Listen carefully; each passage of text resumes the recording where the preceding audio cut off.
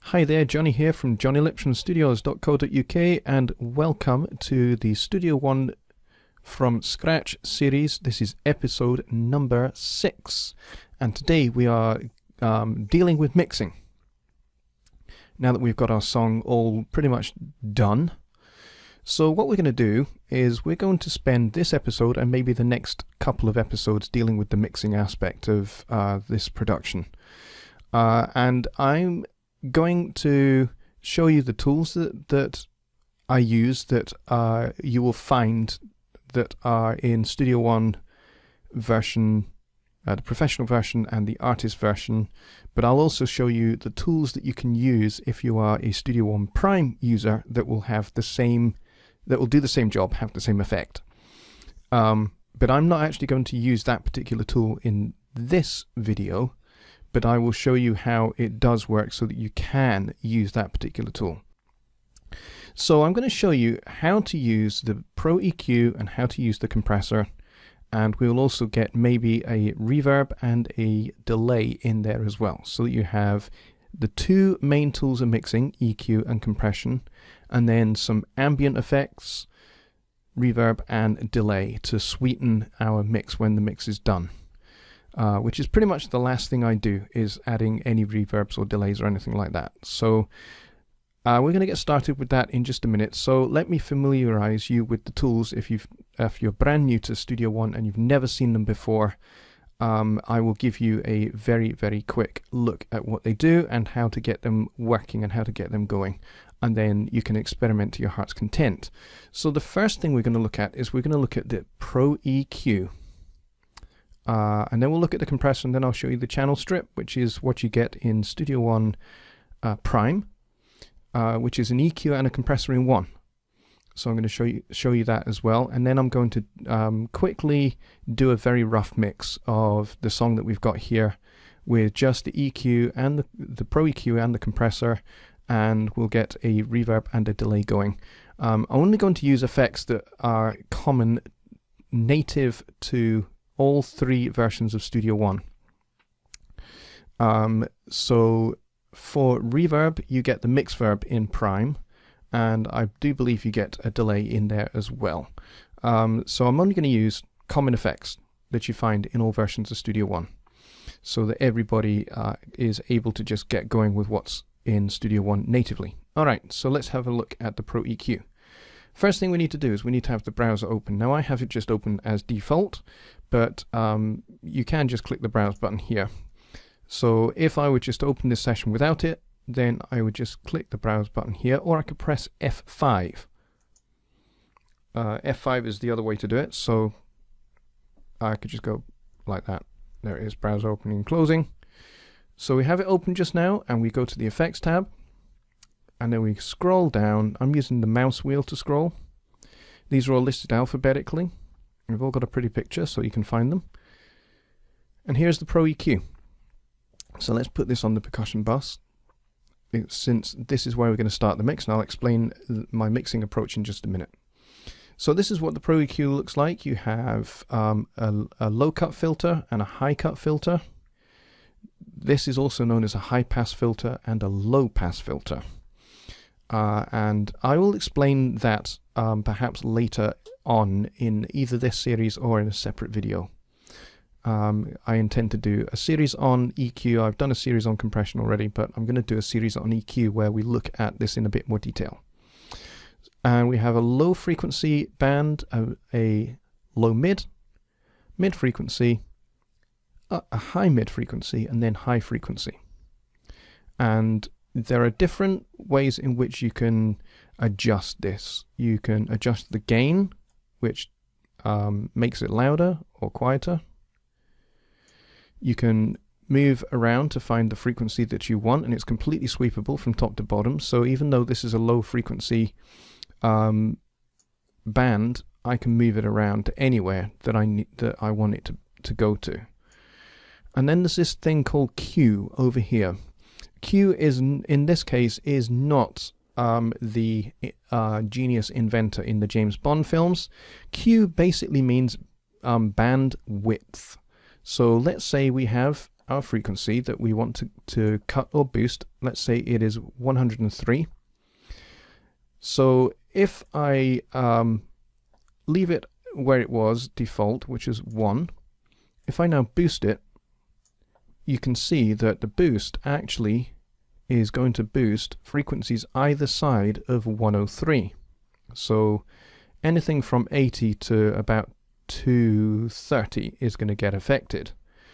But if I want to only boost 103, I can narrow this so that it only deals with that frequency.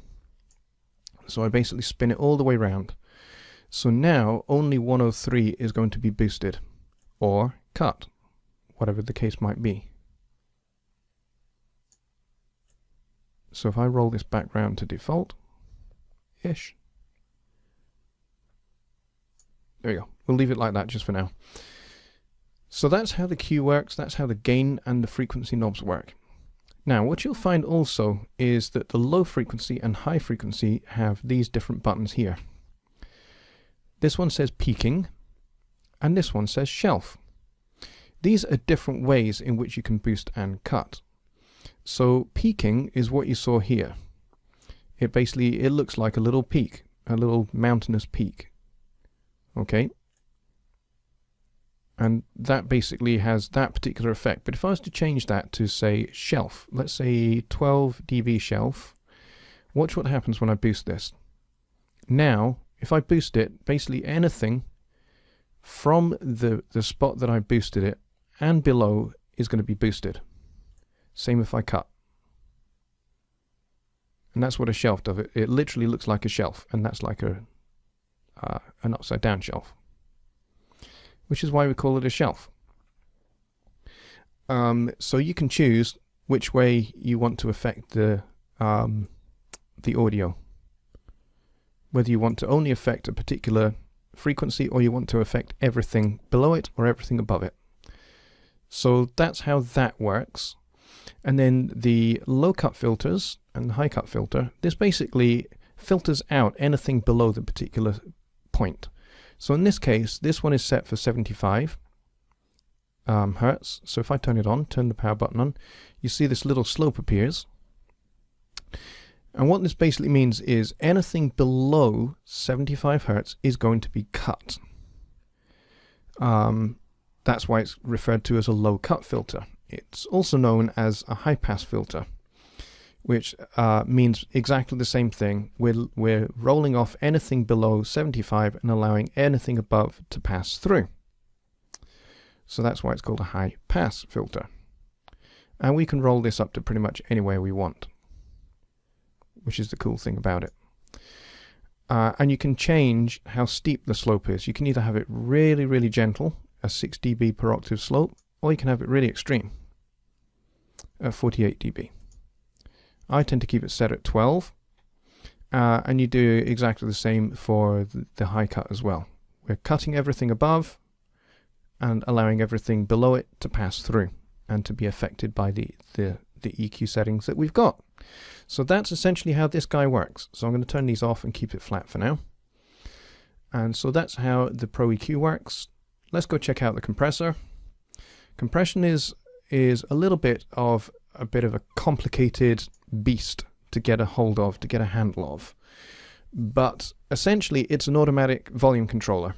And I've discussed this a little bit more in other videos on my channel on compression, so you can go check those out to get some more information on this if you want to go into particular detail on how this works. But essentially a compressor is an automatic volume controller.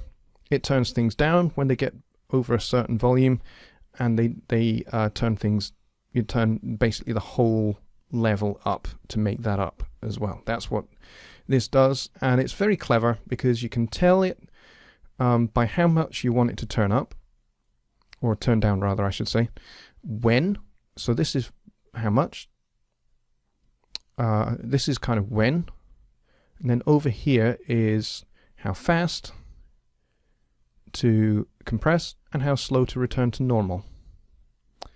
And then you have this little makeup gain knob, which basically means when we're compressing, we're reducing the volume, and this basically makes up for that volume loss. And then at the bottom here you have a sidechain filter, which basically means you can allow frequencies to pass through, a bit like a high pass filter if you're using a low cut or high cut. I mean, these essentially like filters like on the Pro EQ, so that you can allow certain frequencies to pass through the compressor without being compressed, which is something I like to do if I was to put a compressor on the master bus over here, which is something I like to do at the start of the mix.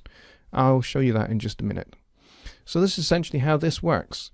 The slower the attack, the slower the compressor is going to fully enact on the instructions you've given it.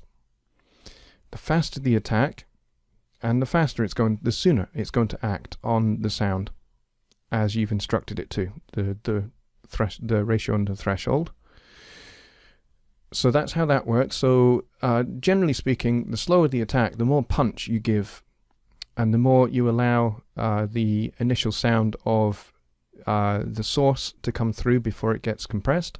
And then the release is the kind of how fast, how slow the audio gets returned to normal. So by default I have this set to 30 and 50, but these are just kind of arbitrary. I dial it in from here mostly. Okay, so that's a quick overview of the compressor in just a couple of minutes. So let's close that guy. I'm going to remove these now because I don't need them. And we're going to get started on this mix. Now, the way I approach the mix is I start with a little bit of gentle compression on the master bus. And this essentially brings the whole mix together in a kind of, I suppose the metaphor would be kind of a little bit like glue. It just kind of binds the whole mix together. And with a certain attack and a certain release setting, you can make the mix really come alive before you've even started mixing. And that's what I like to do. So I'm going to get the compressor over here on the master bus. I'm actually going to change that 50 to 100. Now you're thinking, why am I picking this 100 and why am I picking 30? Well, I use these particular settings because the solid state logic consoles, the E channel in particular, the E console, I believe the master bus compressor on there has this particular attack and release profile, and I quite like it. So, and as I say, I have the low cut enabled, and this means that my kick drum goes through the whole mix without being compressed. So it allows it to be a little bit more punchy, and the low end just is allowed to be a little bit more punchy, and I like that. So, but you don't have to have this set if you don't want to. This is just a personal choice. Okay, so let's have a listen to the mix as it stands with the panning and the fader positions that we set up in the last video. We'll have a quick listen and then we'll get this compressor engaged. I'm going to turn it off just now. Here we go.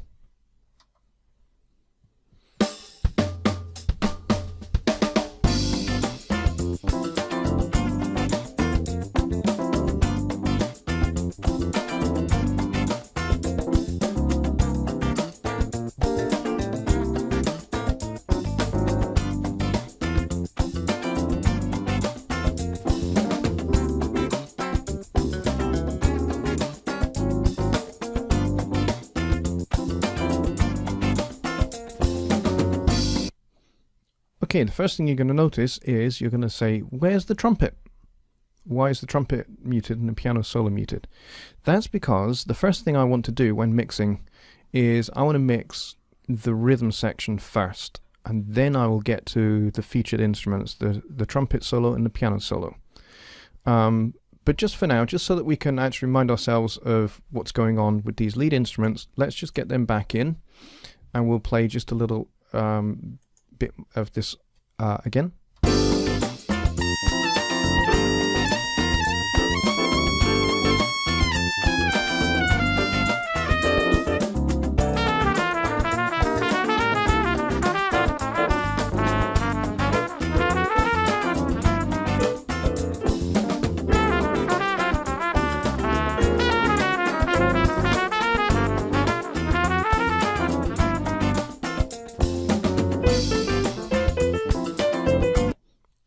Okay, so there we go. We got an idea of what's going on there. And now I'm going to mute these guys for a little while. And in fact, you may not hear them again until the next video, because it's going to take us a little time to work our way down the mix. So my mix approach is I start with the main output here, the master fader, the mix bus, whatever you want to call it. And I start with the compression, as I said. And then I tend to work my way down, going in this direction. So I start with my buses, and I get the overall sound, the majority of the mix done here.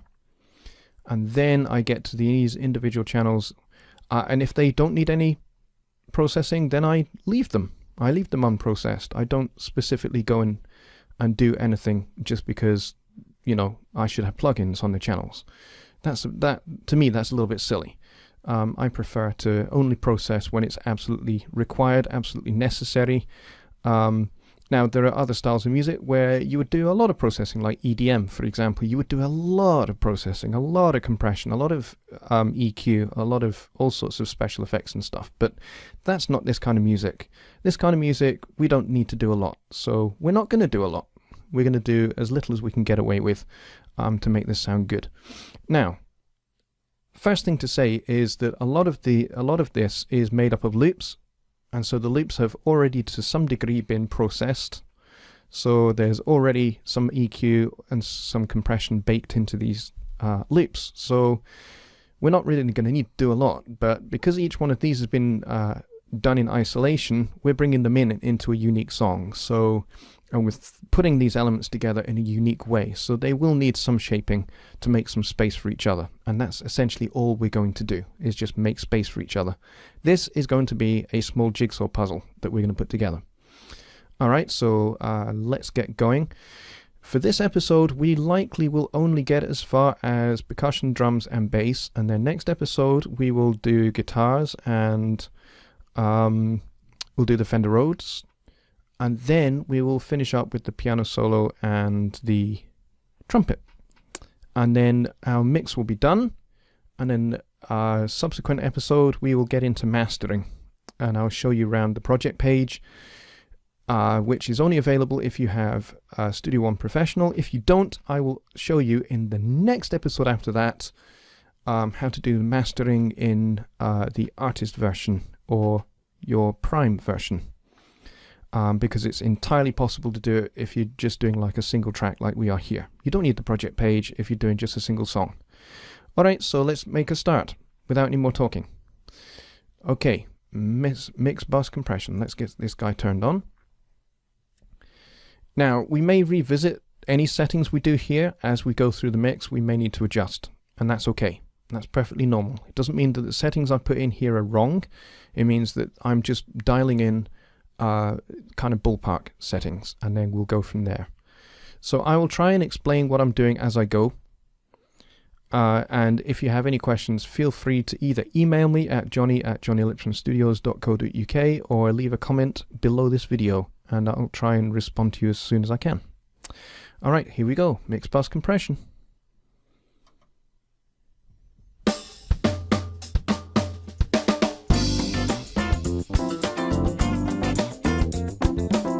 Dial this threshold back.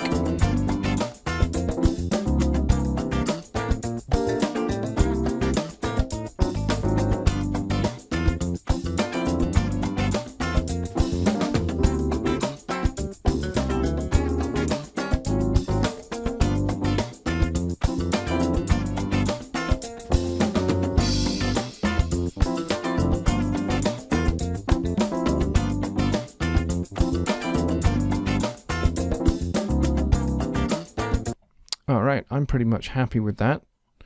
I know I've not really adjusted the attack and release, mostly because I don't think I need to. But as you can see, we're only doing 1.5 dB, more or less, of compression, and that's probably the most I want to do. I'm not looking to do absolute loads, because if I do loads, this is what happens to the music, and it's not very pleasant.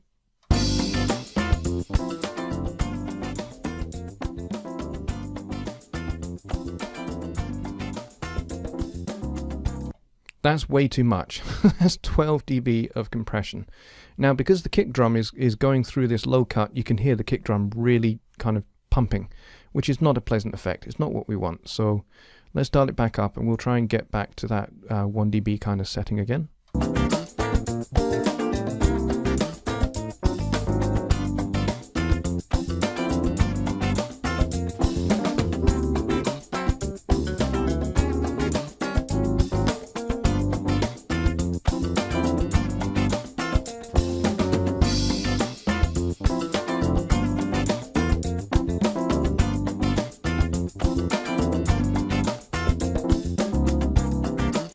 Alright, cool.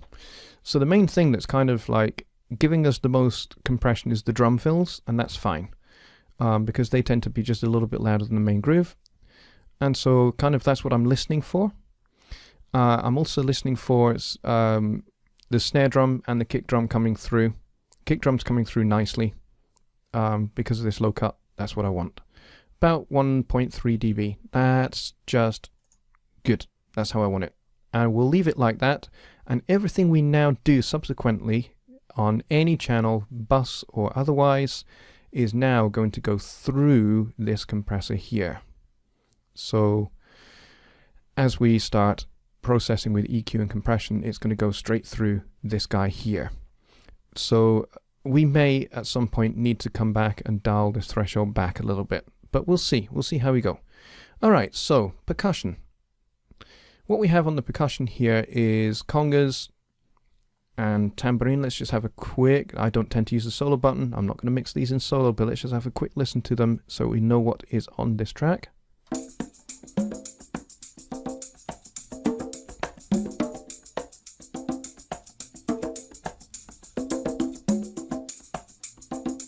Alright, so we know we don't need a lot of low end, so when we bring in the Pro EQ, we will find that we don't need to do a lot. We need to cut probably quite a bit of the low end off. So let's play the track. I'm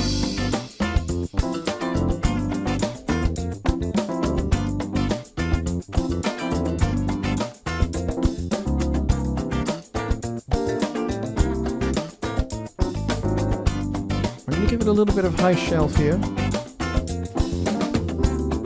A little bit of brightness for that tambourine. Let that come through.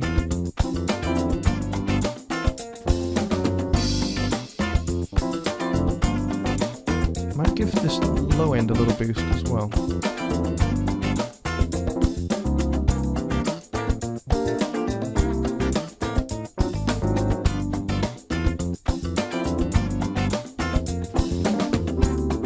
There we go. Let that low conga come through a bit more.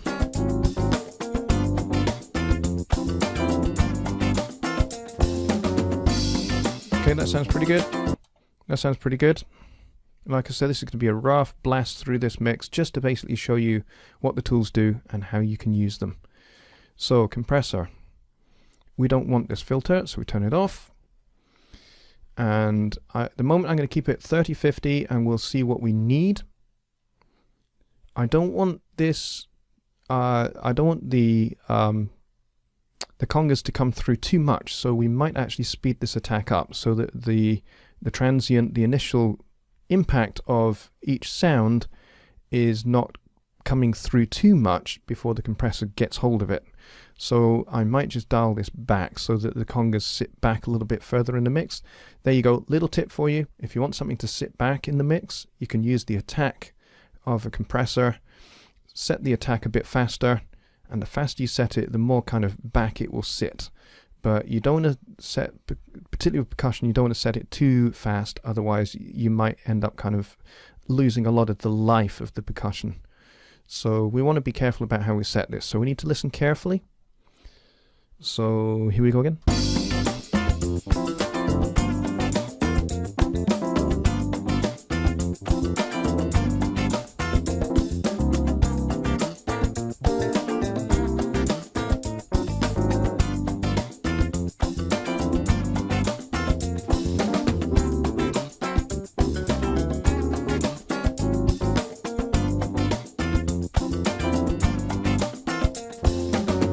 now I'm going to balance up the input and the output.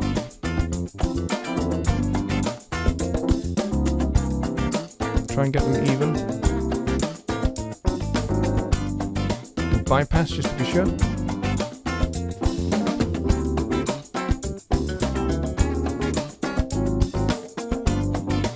Dial this up a little bit more.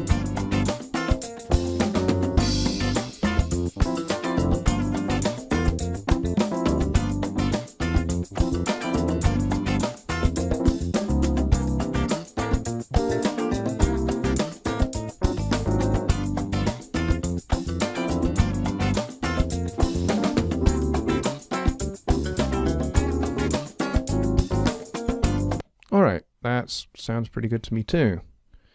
So we're only doing about 4 dB of compression on the percussion, which is fine. Alright, so let's get to the drums. As we continue to race through this mix. So drums, we're going to, again, we are dealing with the whole drum set, so we're going to be looking at everything, the whole frequency spectrum of the whole drum set. So anything we boost here is going to affect the whole drum set. Anything we cut is going to affect the whole drum set as well. So let's get this low cut on. Don't want it that high. And this is just to get rid of any kind of like low rumble that we don't need. Given this is again a sample of a drum kit, so this is probably already well processed, but you never know. We never know what we might get. So let's just check this out.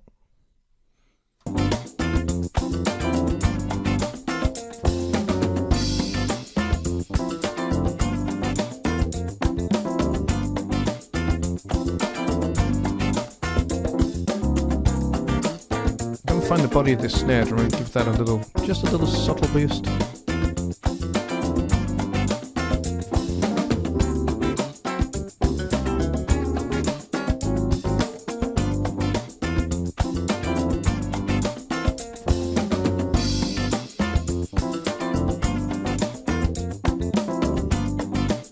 Maybe see if we can find.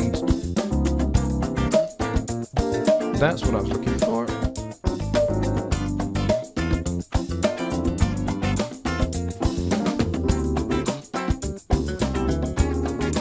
There we go, that's kind of tamed.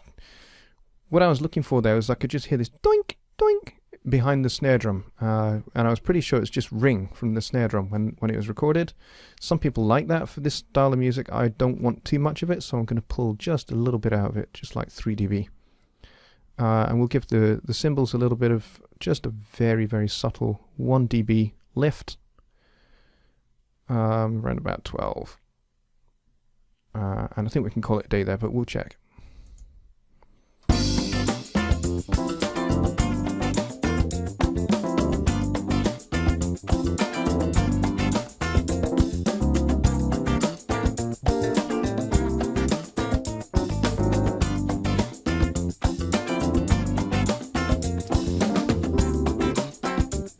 Cool.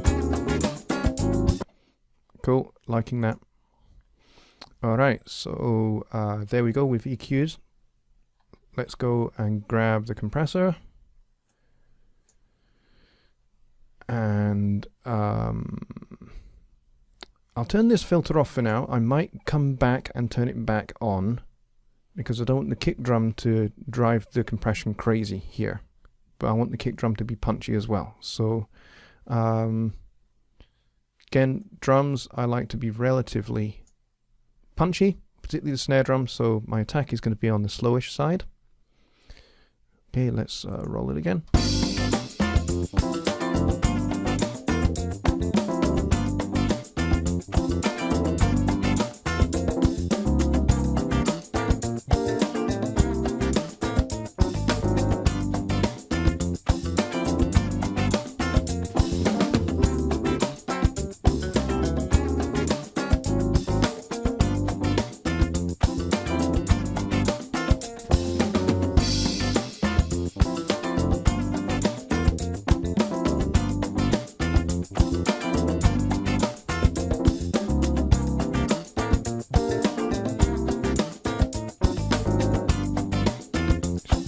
Try and balance these sides now.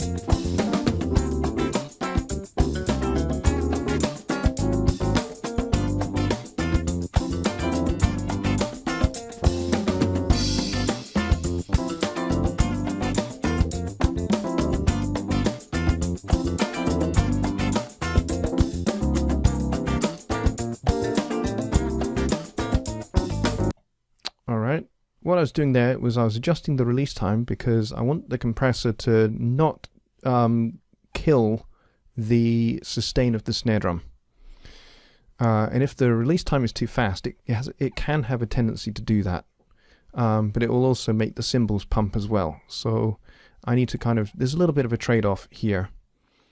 So I'm trying to get maybe somewhere between 50 and 60 milliseconds of the release, so that I can basically have a bit of body to the snare drum, and not have the kick drum or the cymbals pump too much.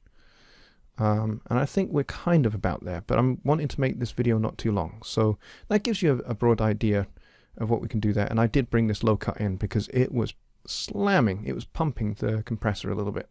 Well, not slamming, but it's certainly pumping the compressor. I didn't really like it. So, all right, so that's that. And we'll maybe get set up for the bass. How long will we be going on for? Going for about half an hour, which is probably about enough. So we will come back to this in the next video, and we will do guitars and bass and keys. We'll try and make this a 3-part mixing section of this series. All right, folks, so I hope you found this useful and helpful. Please hit the subscribe button on this channel and the notification bell. That way you know when the next video is going to be coming out. I try to get them out on a Tuesday or a Wednesday. One of those 2 days is when I try and get them out, so keep an eye on the channel on those 2 days. Also go check out www.johnnylipshamstudios.co.uk, and you'll find samples of my work that I've done for clients, and you'll also find my services that I provide, and all that fun stuff is on there. And the website is in a state of flux at the moment because it's being changed. It's being developed for some future developments that are coming very, very soon that I have talked about. Those of you that have been on my live streams will know some about that, about some changes that are coming with the website. So it's all very exciting. So really looking forward to that. So anyway, until the next video, thanks for watching. Bye for now.